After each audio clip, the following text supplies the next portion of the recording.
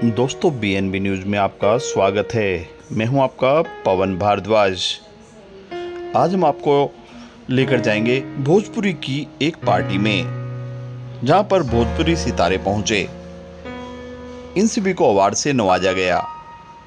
हम आपको बता दें, शैलेंद्र द्विवेदी जो सिंगापुर में रहते हैं, अपनी मिट्टी से इतना लगाव है कि भोजपुरी लोगों के लिए उन्होंने एक अलग से पार्टी रखी, डिनर की व्यवस्था की, गेट टुगेदर रखा, सभी सितारों को एक छत के नीचे इकट्ठा किया। जैसे कि बता दें, कुछ सालों से भोजपुरी की फिल्में बहुत ही कम हो गई हैं, अवार्ड कम हो गए हैं, लेकिन शैलेंद्र जी का कहना है कि हमें भोजपुरी को ऊपर उठाना है। अपनी माटी से बहुत प्यार है। आज एक पार्टी का आयोजन किया गया, जहां पर भोजपुरी सितारों को अवार्ड से नवाजा गया। देखिए क्या कहा शैलेंद्र जी ने। आने वाले मेहमानों में कौन कौन है आज सर? आने वाले मेहमान में हमारे देखिए सारे मेहमान, हमारे पास कोई मेहमान नहीं है, हम सब लोग होस्ट हैं। हम लोग एज ए टीम काम करते हैं। कोई हमारे यहाँ सेलिब्रिटी नहीं होता है, कोई गेस्ट नहीं होता है। हमारे सारे होस्ट सारे सेलिब्रिटी भी हैं और यही हीरो भी हैं, जो कहिए इनको। सर एक बात पूछे, थोड़ा आपको शायद बुरी लगी हो बात, भोजपुरी का ऐसे पूरा पैकअप हो चुका है एक तरह से, मतलब 5% भोजपुरी बची है इंडस्ट्री यहाँ, और आज कई महीनों के सालों के बाद ये इवेंट हो रहा है, तो क्या जहन में आया कि ऐसा इवेंट करना चाहिए या दोबारा शुरुआत हो रही है? हम करते ही हैं, गेट टुगेदर हम करते ही हैं। और मुंबई, एक्चुअली मैं सिंगापुर में रहता हूँ, मुंबई आया, अपॉर्चुनिटी मिली, फैमिली भी थी मेरी, तो मैं कहा कि जितने भी आर्टिस्ट हैं, जिससे मैं पिछले महीने आया था, मैं बहुत सारे आर्टिस्ट हैं जिनसे मैं पहली बार मिला। जितने भी यहाँ पे आर्टिस्ट मेरे साथ काम किए हैं, उनसे मैं मिला ही नहीं था। तो 2 साल पहले मैं स्टार्ट किया भोजपुरी आर्टिस्ट से, और रिमोटली मैं काम कर रहा था, और सबसे इंडिविजुअल मिलना थोड़ा मुश्किल था, तो मैं कहा क्यों एक जगह पे सबको बुलाया जाए और सबसे मिला जाए। तो कितनी खास है पार्टी आज के लिए? खास तो बहुत खास है, क्योंकि पहली बार हम लोग इस टाइप का गैदरिंग कर रहे हैं मुंबई में, और ये बहुत शॉर्ट नोटिस पे था, बिना प्रिपरेशन का था। जैसे मैं कि बोला कि कोई गेस्ट नहीं है हमारा, सब होस्ट हैं, सब लोग चीज़ों को लीड कर रहे हैं, ये खुद ही ऑर्गेनाइज कर रहे हैं। मुझे ऑर्गेनाइज करने की जरूरत नहीं पड़ रही है, मुझे लग रहा है कि मैं यहाँ के गेस्ट हूँ। तो ऐसा है हमारा जो रिलेशन है लोगों के साथ, जो एक फैमिली बॉन्डिंग है, तो इस टाइप का बॉन्डिंग है हमारा, और सारे होस्ट हैं इसलिए बोलते हैं। और कुछ कहना चाहेंगे आखिरी में? भोजपुरी इंडस्ट्री के जो कलाकार सुने आपकी आवाज़। भोजपुरी इंडस्ट्री में देखिए क्या होता है कि लोग देते हैं कंटेंट, ये अच्छा नहीं बनाते हैं, वो अच्छा नहीं बनाते हैं, लोगों को लोग गाली देते हैं।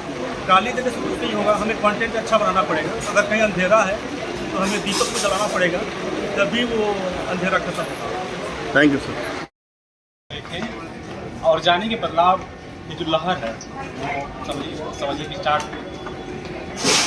शैलेंद्र जी के बारे क्या कहना है? शैलेंद्र जी के बारे में जो पहल की है आज ये? शैलेंद्र भैया का विजन बहुत अच्छा है, और मैं इनके जो समझिए उद्देश्य है उससे इंस्पायर हूँ, तो इसीलिए एक मतलब एक समझिए मन और आपका जो दिल है मिलता है हम लोगों का, तो ये एक अच्छी बात है।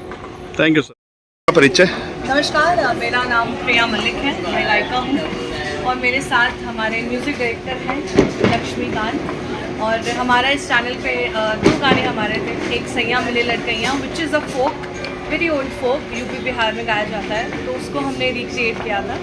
और दूसरा हमारा था हाथी लेवे घोड़ा लेवे, which is also very popular folk of Bihar, जिसके वजह से मतलब उस गाने को बहुत ज़्यादा लोगों ने प्यार किया, और भैया ने उसे बहुत सुंदर से कंपोज किया, उसे प्रोड्यूस किया।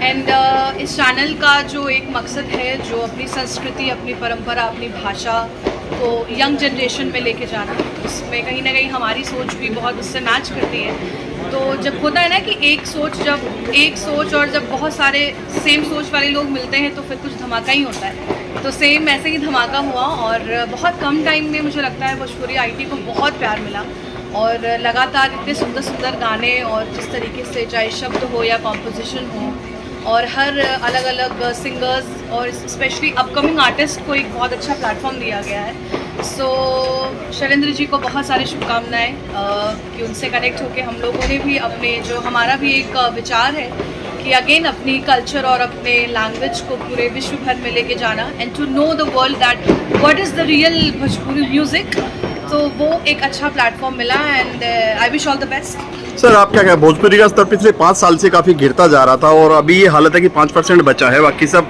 सिमट गया है और एक दोबारा ये शुरुआत है, नींव रखी जा रही है। हाँ, एक्चुअली मैंने ये देखा है कि एक नया ट्रेंड भोजपुरी में फिर से स्टार्ट हुआ है और मैं तो ये कहूँगा कि ये ट्रेंड जो नया स्टार्ट हुआ है ये हम लोगों ने स्टार्ट किया है, प्रिया और मैंने। अच्छा, एक बार बस कहना चाहूंगी कि भैया बिहार से नहीं है, is a Marathi guy by the वे।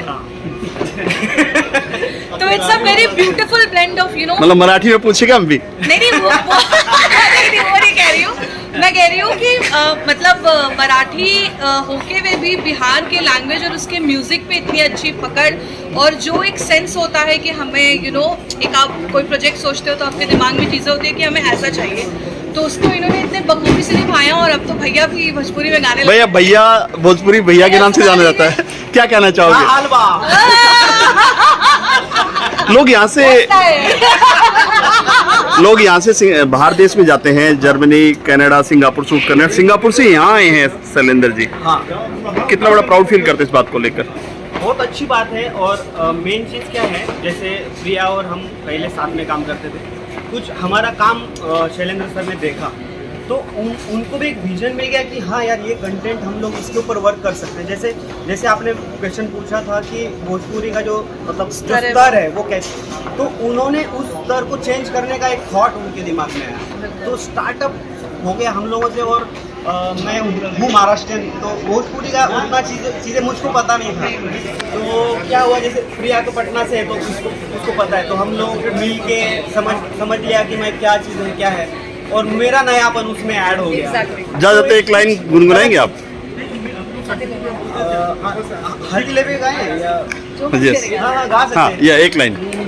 हाथी लेबे घोड़ा लेबे हीरो होंडा, लगायब 4 डंडा, दिमाग होबे ठंडा, लगायब 4 डंडा।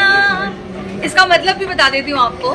तो बेसिकली ये गाली गीत होता है हमारे बिहार में, जो है दहेज प्रथा आप लोगों को पता है हर जगह होती है, बट बिहार में भी इसका बहुत चलन है।